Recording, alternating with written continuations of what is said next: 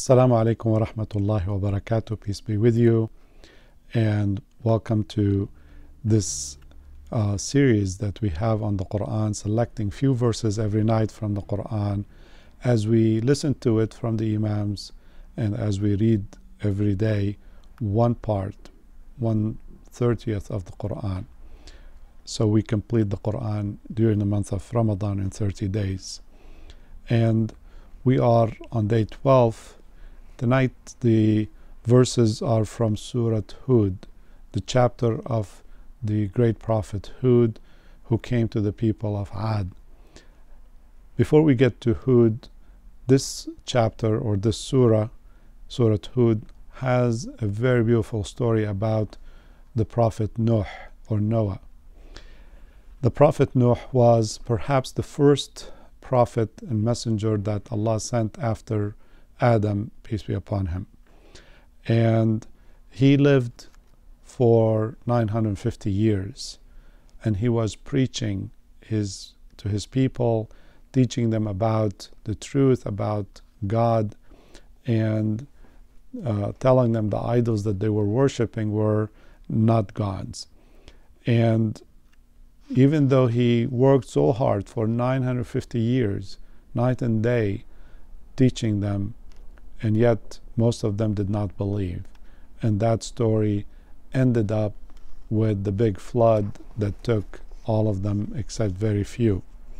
So in this long story here in Surah Hud that starts on verse 25 and ends on 49, we have a very special story mentioned about the son of Nuh, peace be upon him.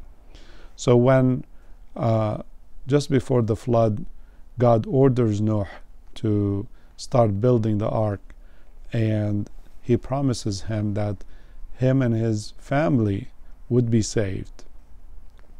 And the people would come and see him building an ark in the middle of, dry land, and they would mock him and say, "There is no water around here. Why are you building this ark?" And they mocked him while he worked really alone in building that ark. And once the ark was complete and the signs of the flood began, he summoned his family and he summoned different animals in pairs to get into the ark. And all of his family got in except his son, who refused to get in, and he said, "Well, I will run up the mountain. I'll go up to the top of the mountain. I will be safe." And his father, Nuh, the prophet, said, "There is no safety today except those who Allah will save on this boat."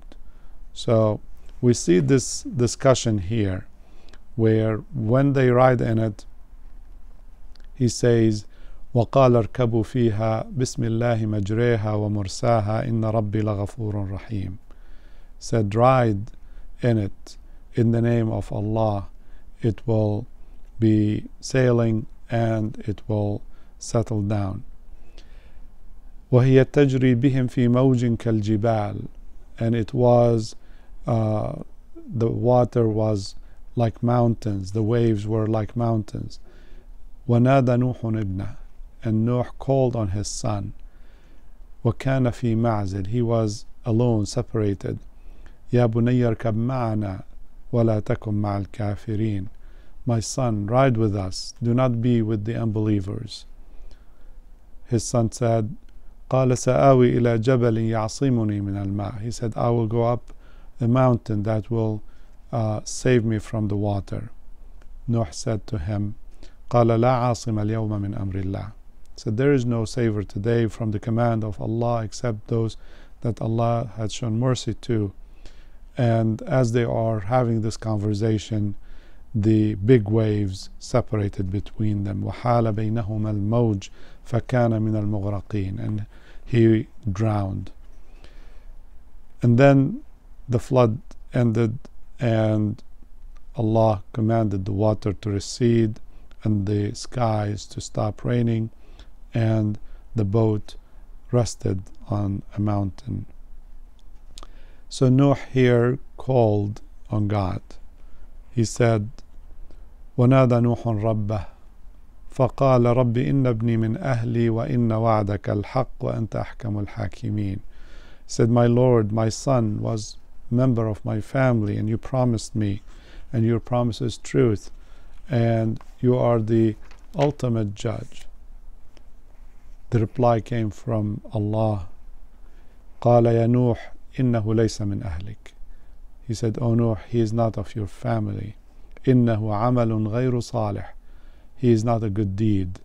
فَلَا تَسْأَلْنِي مَا لَيْسَ لَكَ بِهِ عِلْمٍ. Do not ask me what you have no knowledge of. إِنِّي أَعِظُكَ أَن تَكُونَ مِنَ الْجَاهِلِينَ. I advise you, admonish you not to be among the ignorant.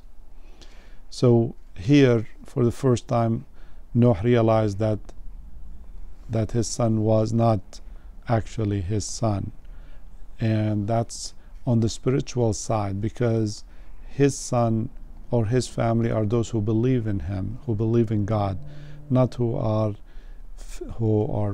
his physical or blood children. And that is an important message to us. Your real family is the family, the people who believe and who are with you on the same faith, not necessarily those who are just your blood brothers or sisters and yet they are unbelievers. So there is a different criteria here. We are being told for how Allah decide who belong. The story ends with Nuh being told, قِيلَ يَا نُوحُ اهْبِطْ بِسَلَامٍ مِنَّا وَبَرَكَاتٍ عَلَيْكَ وَعَلَى أُمَمٍ مِّمَّن مَّعَكَ. Say, O Nuh, come down and rest with your boat in peace, and you and the people and the nations that are riding with you. So in that essence, Nuh was the second father for humanity, as the people who were saved on that boat were all the ancestors of all of us today. Then in verse 50 we come to the story of Hud, who was a great prophet to the people of Ad. And the people of Ad are a tribe that lived in what's today the Arabian Peninsula, in the empty quarter, in that desert there. And they were known to be giants.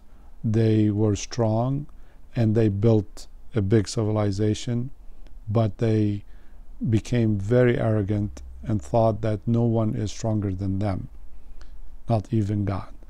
And when Allah chose from among them their brother Hud, a prophet and a messenger, to admonish them and guide them and tell them, do not be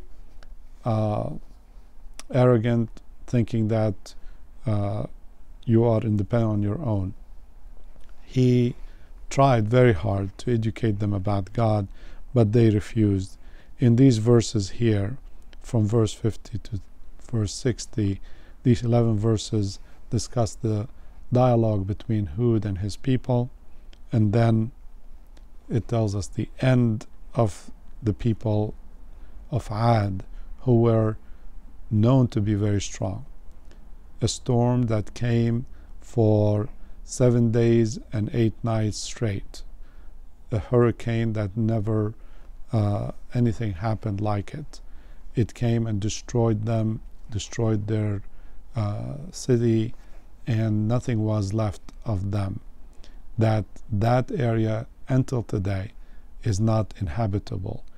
It is the empty quarter in the Arabian Peninsula, where recently archaeologists were digging and finding the remains of that great city, the city of Ad.